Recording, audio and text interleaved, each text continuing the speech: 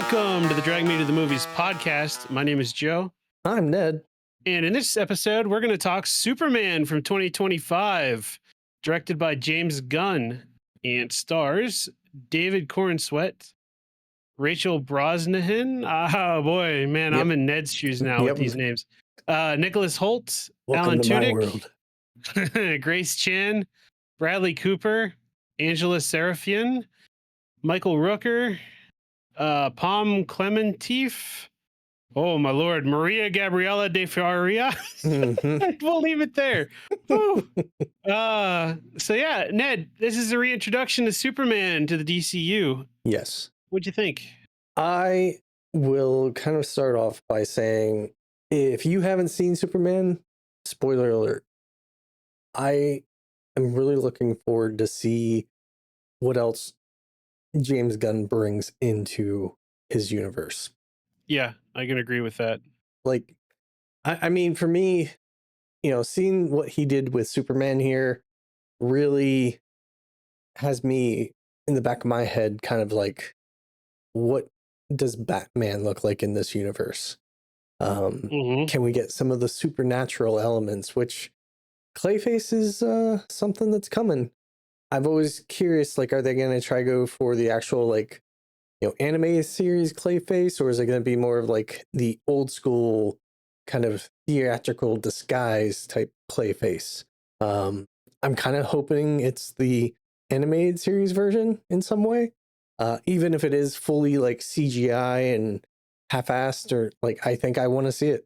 So yeah, this movie, it does a very good job of dropping you in some, text in the beginning, which, there's always that rule of show don't tell type thing, but I'm okay with telling as long as it is purposeful. And in this case, I feel it was. And you're dropped into this whole experience, and it really didn't let go, for me at least, the entire time. There are still some lulls throughout the movie, but in general, there's not that many, and they're not that long. Would you agree? Yeah, no, I agree. That's one of the things I wrote about this film is the pacing. Overall, I felt was really well done. Yeah. So I guess one of the things that we could talk about, I don't necessarily want to get too deep into it. It could actually probably be an extra. What exposure prior to this Superman would you have? I have a list of things that I can kind of just call out. Don't have to get too down the weeds on it.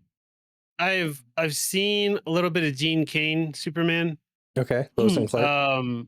Yep, I've seen man, you know how I am with names. What was the dude that fell off of a horse? Christopher Reeves. Thank you, Christopher Reeves. I've seen one of his, and I think that's about it. Okay. Yeah, overall, Superman was never an interesting character for me. So I never really was interested until this movie came out. So I guess that's one of the other things I should kind of talk about. Like, I've always been more of a Batman than Superman type guy, which, seeing them pair up and work together is also a great experience. But I've always kind of thought Superman was too perfect. The Boy Scout, the only thing that is a weakness to him is really kryptonite. I think that's a younger Ned kind of explaining why he liked Batman more, just from a high level overview. But there's tons of great Superman stories out there, and there's definitely a reason he is one of the most popular characters, one of the first comic book heroes. And there's other things that I was exposed to throughout my life that he was in. The Fleischer cartoons, which inspired the Batman the Animated Series and all that stuff. Super Friends, as you mentioned, the Christopher Reeves movies, Lois and Clark with Dean Cain. You got the Superman the Animated Series, Smallville. Did you ever see Smallville at all? I have not. That was a fun little series. The animated movies, Injustice, how they used him there was great. And then you have the more recent stuff with Man of Steel and Superman and Lois. So tons of great content out there. I mean, I could probably put a list of recommended reading that would be kind of fun to go through. Like one of my favorite stories is Superman for All Seasons. It's just a really good Superman story, and it has ties to his dad. So if you liked what you saw here and kind of the family nature and conflicts with Superman, that's a good story to read. Have you ever read a Superman comic or graphic novel or anything? I might have like read one way back when. Mm-hmm. My dad had quite a collection of comics Okay. back in the day, so like I might have flipped through one, but nothing like serialized or anything like that. Yeah. Okay. Nice. Um. So yeah, this movie has a lot in it, which I think is kind of one of the criticisms that it's just a lot of overloading stuff in here. You have the Justice Gang, which I don't know. I haven't had a chance to really look into it. They had called themselves the Justice Gang, but if you look at their suits, they have a J and a L like logo on their suits. Is that an I oversight? did not. I didn't notice that. Yeah, it's something that I was like, are they trying to hint at it? Like it's a design that could be construed as something different, but it's pretty clearly a J and L to me. If you actually Is look at there it. is there a possibility um that perhaps the Green Lantern's whole spiel about him really wanting to be the Justice Gang is like a fight against the name Justice League, maybe that was already predisposed? Like maybe this is Possibly, like setting up some lore for that? I just feel if that is the case, it would be handled a little bit differently or called out in a different fashion because yes, you have the Hall of Justice here, which was cool to see. And the whole fact that they're even talking about getting a group of superheroes together was really cool. But there's other elements of the story that I think speak against that. Number one, there's the group of like politicians that meet and discuss, Superman and is it worth trying to, capture him and prison him, and they're really all for the positivity that he brings. Aside from these conflicts and things like that, that are ultimately him interfering with other people's politics.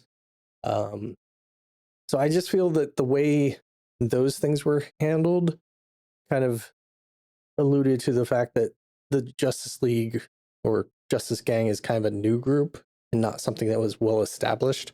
Does that make sense? Yeah. Yeah, I guess I see that, but I also like to your point, the justice or the halls of justice were there. And that's not like an easy thing to just build. You know what I mean? So like Uh, true, true. I don't know. Yeah, I don't know. I guess I guess really what it leads down to is that James Gunn really set up, I think, a good foundation for his new DC universe to Yeah, agreed. kind of kind of launch off of. So we'll probably get answers to some of this, I'd imagine. Yeah. I mean, realistically, here, it's been 3 years. The whole Justice being there, like, I'm assuming that Superman is like a founding member. Maybe he isn't in this universe. So, yeah, there are definitely probably some assumptions that I'm making based on, what I know about the character. So, yeah, you might be right. Right. Yeah, I don't know. It's hard to tell. Yeah. So yeah, there's some other things in here that I think were kind of interesting. It's called Luthor Corp instead of Lex Corp. So I don't know if that's kind of a sign that Lex hasn't fully taken ownership of the corporation and is still kind of tied to his dad. So that's one observation that I made. You got tons of different characters coming in, and some that Superman fights, some that he actually sits on the sideline, which was kind of interesting to see a conversation between him and Lois about that. So then there's this overall story where, they kind of skipped the origin story and kind of threw you into it. So I kind of appreciated that a little bit. It's something that I've seen multiple times, even just throwing a little tidbit and working into the conversations. The fact that, you see Lois and him having that debate, which is a great scene. Him losing control, and Lois was just doing her job and asking the questions and trying to draw all the facts out of him, and he was getting to the point where he didn't know how to respond without turning to anger and frustration, because he's honestly just trying to help, but in a world that's a little bit more cynical, that's very hard to do. Right.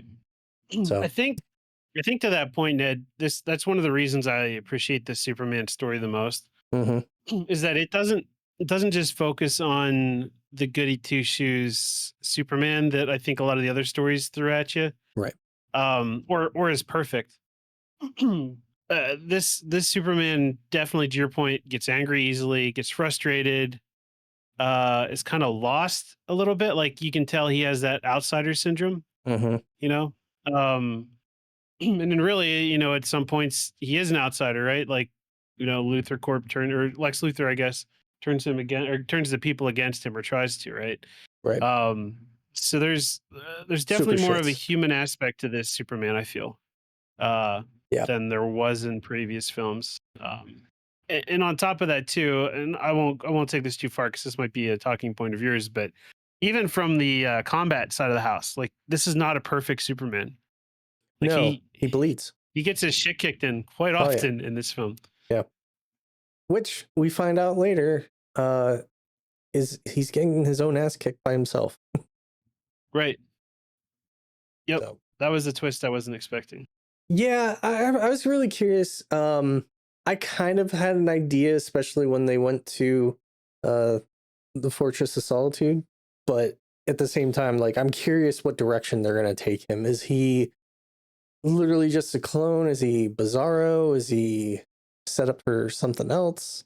Um, Oh, that's a yeah. good point. That whole black hole pocket dimension thing. Perhaps Mm-hmm. that's what corrupts him into Bizarro Superman. Yeah. There's a lot of directions that Interesting. could go.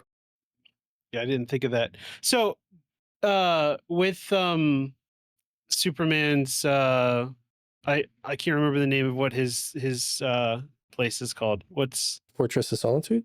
Fortress of Solitude, thank you. Mm-hmm. Is it typically DNA based entrance entry for that I think there's or been a few different stories. Typically not DNA based, from what I've seen. Usually, it's like a ginormous key that only he can lift. right? Um, That's what I've seen before is like yeah, him lifting up a carpet and there's a giant like or a normal sized key, but it's so heavy he can only lift it. yeah. I've also seen where it's like a ginormous key that he has to hold over his head. Um, Oh, okay, so I think there's been different. It really depends on who's telling the story and what option they want to go with, or if gotcha. they want to get creative. Okay, yeah, that's I was just trying to see if like this was like their interpretation of it or Yeah, if this is something that's more canon. yeah. I mean, and that's kind of one of the other things. Like, this decided to kind of go a direction where, you know, his Kryptonian parents, they ultimately have what he sees as a very positive message, and he looks to that message, even though it's slightly corrupted towards the end, and uses that as kind of like a mantra for him to carry forth and do good. And um, like he really plays on that as a part of him. Later, we find out that the full message has him taking many wives and making Earth his kingdom, and everyone is enslaved and paying tribute to him. I kind of liked that story. That is something that has been done in the comics before, where they have kind of instead of actually being what the message was, like they did here, it was something that Lex manipulated into being negative message, and then using the media to push his agenda.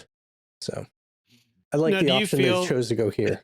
do you feel like it was doctored, or do you feel like because there's a couple times where like they make statements that this is like an actual undoctored film, right? Yes. When they fix Yes. it, but do you feel like there's any room for some manipulation there, or do you feel like that was actually what the intent was? And with the way it was handled in the movie, I think it was factual.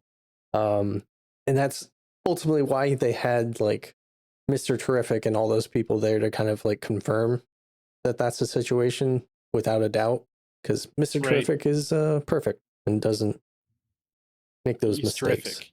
So, Yeah, which I hope that they stick to that being a factual thing as well, because I think it's a cool aspect of this, right? I'm not my right. what it's not your father's son, right, or whatever. Well, and then I love how they kind of parried it as, he never really knew his Kryptonian parents. And though that's what he had used as kind of a direction, he really got most of his goodness from his Earth parents. And they just did a really good job of raising him. And, the fact that the Kryptonian part of the message aligned was great. But I also really love the payoff towards the end of this, where instead of playing his Kryptonian parents' messages, you see his life, his raising, and how things were on the farm. And I really appreciated that moment when they kind of like, he likes to watch these as the new robot number 22 came out of the printer or whatever. Right. So Yeah, I like this story too. It kind of reminds me of Invincible. Have you watched much of Invincible? I watched the first season. I haven't had a chance to get to the rest yet. Okay. But yeah, so if you've seen the first season, then you know the whole Invincible fighting his father kind of thing, Yeah. right? So that, Mm-hmm. I feel like that sets us up for a similar story arc, at least Yeah. potentially down the road. Potentially. Yeah. So yeah, I love how they handled that. I did feel like ultimately James Gunn was not really holding back and trying to dumb things down for the general audience. Right. Like he went full bore with like all the pocket universes and all those things that he wanted to incorporate. Um, you have great monsters in here that Superman is trying to kind of take them down and maybe get them to a sanctuary where they can live on a carefree life where they don't hurt anyone. And the rest of the Justice Gang is like, yeah, we're just gonna kill him. Right. um, you can see the good in Superman, and that's one of the like redeemable qualities that I've always liked about the stories with Superman is how good he is and uncorruptible. And obviously there's other stories where that isn't the case, but in this particular case, it's a hopeful thing, and that's kind of what Christopher Reeves in his movies did. Was there's a measure of hope with those movies, and honestly, I said back in my most anticipated movies, I hoped Superman delivered on that aspect of things. And I feel he did. Would you agree? I do. I do. Yeah, I mean they really lean into, again, the redeeming factors, and really, like, I know this is not exactly answering your question, but in my mind it is um his earthly parents in this film. I think they handled them really well as well. And Yep. and why I bring that up is just from the hope of Kal-El or Superman, whichever you want to call him, right? Wanting to be human. Mm-hmm. You really see the father and the mother figure like being more of that, and not just like, this is what a man is and this is what a woman is and this is how Superman knows what they are, right? Like Yeah, the dad's more emotional than the mom in this. And um for sure. again, Great actor, by the way. yeah, agreed. Yeah, very nice. So yeah, I guess for me, it was also kind of fun to see some of the like normal James Gunn crew in here. So you heard Michael Rooker's voice. You saw Bradley Cooper. Palm Clementif was in here as a robot voice, and even John Cena made an appearance. Yeah, that was pretty funny. I wasn't expecting that. Which I guess that's one of the things that I haven't had a chance to look into it. Like from my understanding, he's borrowing some of what what the Suicide Squad had brought, and then Creature Commandos, and some of those things are canon, but not all of it. Um, so I'm curious what all he's borrowing from what he previously established with DC for this ultimate universe that he has going. I don't know. Did you have any thoughts on that? No, I mean, I do like that it is bridging the gap from TV, I quote unquote TV to movie, right? Hmm. Episodics versus movies. Because I think Marvel did that really well. Right. So I'm all for it. Like if they want to continue that kind of thing. Now that being said, I have not seen Creature Commandos yet, so I don't know like what's possible there. I Okay. do know that it's highly regarded though. Yeah. So I do want to watch it. Yeah. Uh, but no, I'm all for it. Like if they can actually pull off a DC universe, which they have not been able to do so far, in my opinion. I mean they've done it, but it's not been successful, right? Like if there's going to be a successful DC universe, I'm all for it. Yeah. Which, yeah, I guess it's definitely going to be hard to match what the MCU did, but of the people, James Gunn, I feel could do it. Um, so I'm definitely looking forward to see what he brings. So Yep, overall, I'm just agreed. curious, did you feel like there was too much thrown into this movie, or did you feel that it found a good balance of all the things that it did incorporate? I think it did a good job with everything that it incorporated.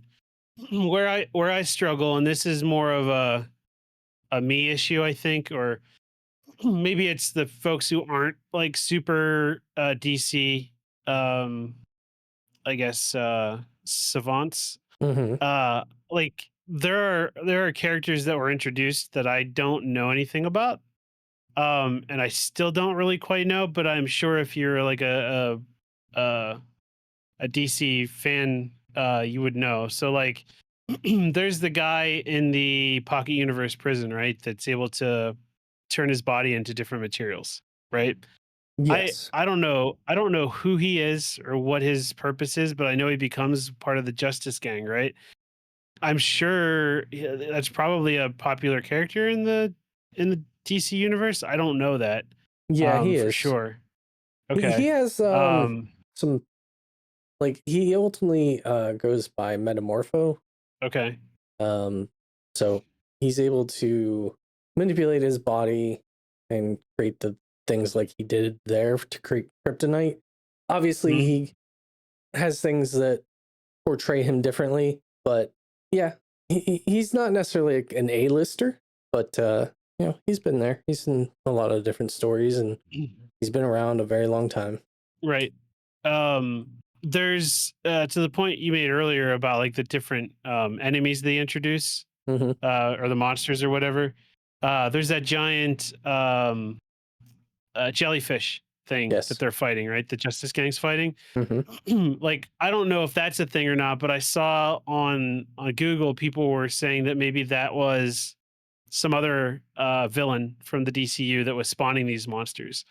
So like it looks like there was a lot of like references to things that a DC fan could really appreciate that kind of went over my head. Hmm. Um, but I will say too, like I wasn't familiar with Mr. Terrific before this either. So like Okay. getting to kind of like see him from like a new perspective was kind of cool. Like it didn't give him a backstory, it didn't go super in depth what he was doing or what he was capable of, but by the end of the movie, I felt pretty good with what he was, and you know, kind of felt like a Tony Stark esque kind of guy, except without the suit. You know, like smart guy with technology, Yep. kind of thing, which is fine. Hawk Girl, I kind of know from Justice League cartoon shows, and like that was fine with me as well. And then like the Green Lanterns, I'm not terribly familiar with that Green Lantern. I know there are multiple Green Lanterns, There are, yeah. um, but again, like I understood that this was a cocky one, right? Um, so yeah, I don't think they to answer your original question, I don't think that there was too much packed in here. I think that there was a lot packed in here, but they didn't dwell on anything or overcomplicate it unnecessarily. Like Hmm. it didn't hold my hand the whole time when I appreciate that it didn't hold my hand because in a lot of cases there may not be a need for me to understand the ins and outs of what just happened, right? This might be just move the story along character or topic or whatever. Yeah. So yeah, ultimately, no, I felt like the time when I watched this film, the time passed pretty quickly. Hmm. Which I think honestly, that's kind of where I'm at. Is I think he did such a good job of pulling things in. Yes, there's a lot, but at the same time, this is a movie I feel I will revisit. And each time I revisit it, if I've checked something else out, I'm going to understand something else that's there. And it's going to be like I'm seeing it for the first time from that lens, knowing that information that I hadn't known when I first saw it. So I feel like there's a lot of things like that in this movie that I'm going to have fun discovering later on. Yeah. Yeah, I agree.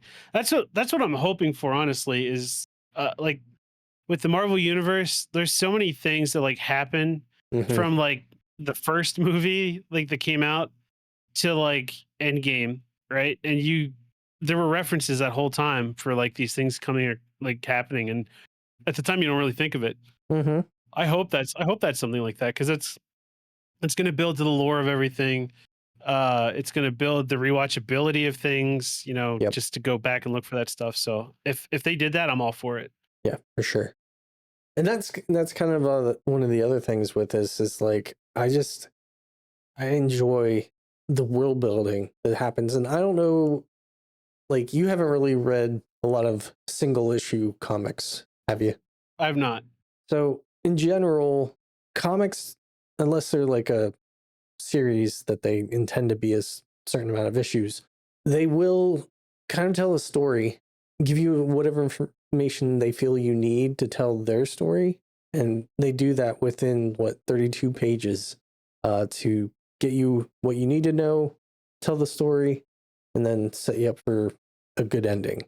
Um, and maybe leaving you wanting a little bit more with like a teaser for the next issue. But it was Right. always something that I thought was interesting because there's a lot of people who are like, oh, I need to watch the movies in order to get a good grasp on what's going on. It's like, yeah, you could do that, or Quentin Tarantino doesn't tell his story sequentially. Hopping in, getting the information you need, going to the next movie you hadn't seen, you're going to start to fill the gaps in if you're paying attention, which it really depends on your mind state and if that's what you want to do when you watch movies. But I love watching things out of order sometimes and then having that aha moment, you know? Right. Yep. I Are you like agree. that at I all? in some cases, so like the MCU stuff, I can watch those out of order. I think Mm-hmm. that's fine. Something I just thought of that I'll put out there into the existence so that we do it someday is I'd like to talk in an extra episode about this, but around Star Wars. Mm. Okay. Because there's a lot of debate on what order you should watch those in. Yeah. And so I was talking with I forget who it was. Oh, with a friend of the podcast, Lee. And we were talking about how my girlfriend has never seen Star Wars, any of them. Oh, And so you're going to what be order did introducing her. should I introduce them to her, right? Yeah. And like I would go into it right now, but I think we should save this for a an extra. Yeah, for sure. But yeah, some of them I feel like there is an order you do need to watch them in, right? It Um, helps. Yeah. right. But yeah, I feel like for the most part, unless it's like a part one, part two, I'm okay with watching them out of order. Yeah. Cool. All right. So I guess for now, I want to kind of get into some of the standout scenes. Sure. The Ultraman fight. I really enjoyed that. They did a good job of having him getting his ass beat and try to problem solve how he can get through it, and as the world is essentially being split in half. Right. And it's not a fair fight either at Right. times, which I appreciate, right? Like Ultraman's at one part and they zoom in on this is kicks him in the nuts, kicks Mm-hmm. Superman in the nuts, right? So it's not a like respectable fight, it's a brawl, bar brawl really Right. happening on Earth. And I really did kind of like how they almost used him as like an avatar and had Lex controlling and calling out the moves and like Yeah, studying and analyzing him. And then that power and visuals is taken away from him, it just falls apart. right, Um, right. Have you seen the meme going around of I forget what video game it was, but there's a video game on it might have been Smash Brothers, Super Smash Brothers, and it shows like two characters fighting each other and it goes back to Lex Luthor, he's shouting out commands. mm, And it's like the thing was basically like this is how I'm going to be when I play video games from now on, just shouting out like commands. Um No, I Yeah, haven't. I thought that was like I see a lot of people online critique that part of it, but I kind of dig it Yeah, that he's under control because again, that leads for more possibility down the road of like if this was him under control, what's an unhinged Ultraman going to be like? yeah, So yeah, I'm all for it.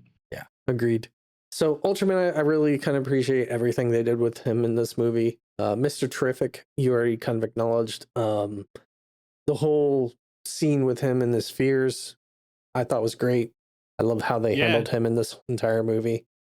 Yeah, Uh, I love the videography there of Lois being in that shield Force bubble. field, yeah, Yeah, and Mr. Terrific just demolishing everything on the outside and it just the chaos that happens there. yeah, Just that was a standout scene for sure. yeah. And then also just like seeing the Pocky universe and how Lex was using it as a prison. I thought that was really cool. Yeah, agreed. Um, I also want to call out, like we mentioned, Terrific. His character stands out. Lex Luthor, I thought Nicholas Holt did an amazing job with him. I want to see Agreed. more. Um, for this David Cornsweet Superman, I've enjoyed it. I think he is a good Superman. I want to see more. Yeah, I'm right there with you. So there is one thing that upon watching it a second time, I paid it a little more attention to it. But I don't know if this is because of like me watching Lois and Clark and the old animated series, but there's points in time where it feels like the news reporters aren't being news reporters, or at least from a traditional sense, where there like is an event going on and Lois is like not running towards that event to get the story. She's just kind of doing her own thing, which might be how news is happening nowadays, but I've never paid attention. And that was something that I observed this time around. I was like, huh, that's interesting. So it kind of got me thinking about that because there's some things that definitely like align with what I know currently happens, but there's some things in there that I was like, I wonder if they even do that anymore. Like, do they need to be on site to get the live capture of things? Like, you know what I mean? Right. Like I think in a lot of cases, again, I'm not an expert on this topic, but it feels like when I've watched like when I read article media, right? Because that's what the Daily Bugle would be in this, right? It's still print or digital article, I would expect, right? It's not an actual like video news program. They don't really lead you to believe that, is that right? Or is that something Um, I missed? well, first off, Or Daily Bugle, that's what I meant, right? Or is it am I doing it wrong? What is it? Daily Planet. Daily Planet. The Bugle is Spider-Man, isn't it? Yeah, Yeah, that's why I was I got it. originally hung up on. I was like, wait, Yeah, I'm pretty sorry, I got it wrong. sure. Okay. Yeah. Uh, But anyway, they're more of a print or article driven news outlet, right? yeah, typically. I Okay. mean, So when I watch or read articles online today, a lot of times what I'll see is that the article is a recap of what happened at something, and the images that they reference are courtesy of some other outlet or some or other social place, right? media, or Right. yeah, So I don't think they have to be boots on the ground as much as they would have in the 70s or way back when, right? Because this is right. definitely a modern Superman. Oh yeah, for sure. Um, With all the so social media, super shit, all that. right. So I don't think maybe it's as necessary. Yeah, yeah, that's fair. It's just an observation I made this time that I was like, huh, I didn't think about that No, the first time that's around. fair. That is fair. Yeah.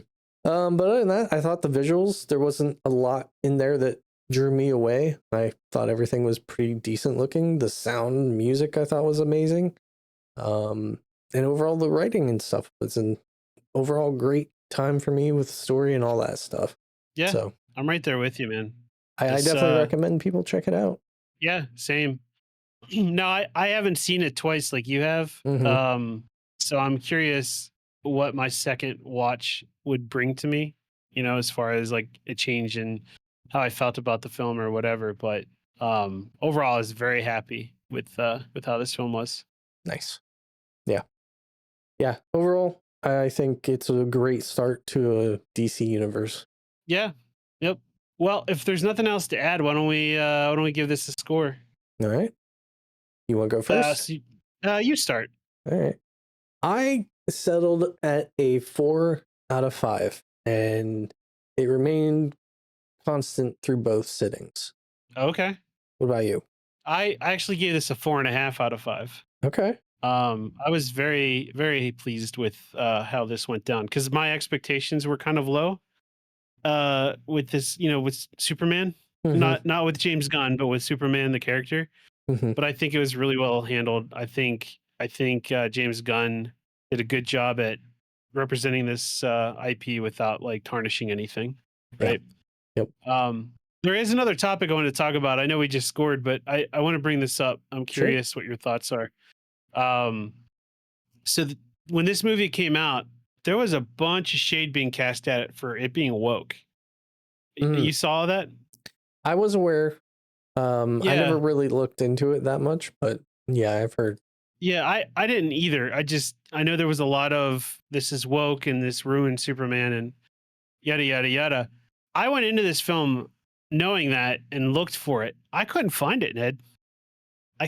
Couldn't find anything that like was like, wow, how this is woke anything. Like it I don't know. Did you see anything there was like, wow, this is overly political or Not really. I mean, in general, there's like the relationship between Lex and Superman where he sees him as an alien, so I don't know if that ties into like immigration stuff. Um, I personally just I don't typically have a political mindset, right. especially when I'm watching movies. Where I'm leading with this is I feel like this was just people being angry for the sake of being angry. They didn't really introduce anything in here that other Supermans didn't. You know what I mean? Like Superman is an alien. Yeah, right. Of Hmm. course. Yeah. Maybe it's timing in our political climate that's doing this as well, highlighting things. But like, I they didn't. I don't feel like James Gunn went out of his way to be like, take this right wing or you know what I mean No, or left. I don't know where all of this anger was coming from, other than the fact of let's be angry for the sake of being angry. and that's kind of like what the movie almost does is it points out how Superman is trying to do good, but the world is so cynical that they don't see his good nature and what he's trying to do. They only see the ramifications and what that could lead to, Right. which that's in general politics all around. And I don't know. I typically find politics to be rather yucky. I agree. And I appreciate that you used the terminology yucky for that because Yeah. that's what it is. Hmm. Cool. So, Awesome. yeah. Well, we'd love to hear the feedback of our viewers or listeners. So if you'd like to comment on anything that we talked about in this episode, hit us up on our socials on Facebook or Threads at To The Movies Pod, or catch us on YouTube, which is now one of the places we're uploading the podcast. We're still doing it on our podcast apps, Hmm. but Sure. YouTube seems to be doing really well for us, and you Yeah. can do that at the Movies Pod. Did I get that right, Ned? Yep. The movies pod. And Awesome. then you can engage with us in the comments. We'll try to get back to you as soon as possible. But yeah, any Yep. comments or suggestions or things you want to talk about? Let us know. Yeah, absolutely. And again, this is my plea to everyone. If you don't mind on your podcast apps, if you don't mind, rating us, however that happens on your pod app of choice, or liking, subscribing, and all that jazz on YouTube. That helps also get us out there in front of other people. For sure. So we'd appreciate the assistance. Ned and I like doing this podcast, and we want to keep it going. So Hmm. let's spread this out to others. And speaking about keeping it going, next Yeah. recommendation. Yeah. What is the next recommendation? It's a movie we both haven't seen. It's one I've What? heard a lot about, but I really am not familiar beyond like maybe a few shots and ultimately what the cover looks like. But Right. Akira, it's Yeah. a anime movie that is fairly popular. I haven't seen it. Fairly. Fairly. Yeah. This is like one of the I think I don't know if I'm gonna say this without any way of backing it, but like it's referenced in pop culture quite a bit. Yeah. Um and it's an animated movie, which typically they don't necessarily pull that kind of crowd. So I'm excited for this for sure. Yeah, same. All right, and then our next extra, which will be out next, is going to be about our top '80s movies. Mm. And I typically am not a man of the '80s, but I was able to pull out some good ones, I feel. Um, so I'll be curious to see what Ned brings out because Well, you and that being the movie savant, I'm sure I you guess that's have kind of quite a one of the bit. things. Like, we were both born in the '80s, That's right.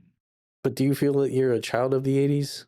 No, I'm more of a child of the '90s, That's for generally sure. how I think as well. But you know, I technically lived in a majority of the '80s, so we'll start I did there, not. see where it goes. Yeah, absolutely. Find out more about how old Ned is compared to me in the next extra. All right. And speaking of which, it's almost Ned's bedtime, so we're What gonna the? call it here. Thanks for watching this movie with me, Ned. Yeah, no problem. This is awkward. Bye bye. Bye.